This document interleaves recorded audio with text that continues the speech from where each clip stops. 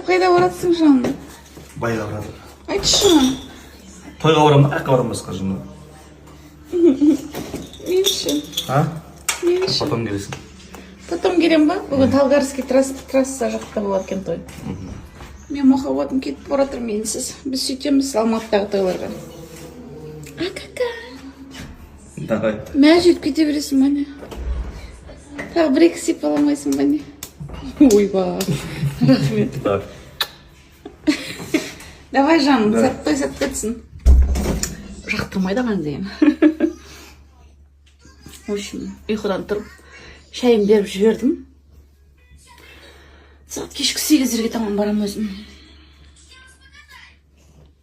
Мен сияқты еріншектеу, қолы бос еместеу қыз келіншектерге классное решение болды мынау. Полуфабрикаттарға заказ беріп тастадым, потому что не всегда удается. Мысалы, қонақ шақырсаң да бір қиналып қаласың да, тамақ пісіріпші. Соған самсак, картошка, манты, барлығын қошам, барын заказ бердім, қазір көрсетемін заказ берген. Мынаның іші толған манты. Қонақ келсе де өзімізге де пісіріп жегенде, мына прям дәмі күшті дейді осы мантының. Жеп көргеннен кейін, пісіргеннен кейін айтам.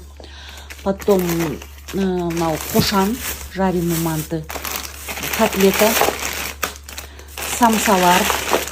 Үйге біреу келсе де ұят екен, дам. Пісірмеймін, заказ берем постоянно піскен. Мыналарды өзім пісіргенде болам ғой вообще. Мынау сырники, таңертеңге завтракқа. Тефтелькалар қараңыздар. В общем, заказ беріп қойдым, енді можно смело гостей звать деп қойыш. Вот.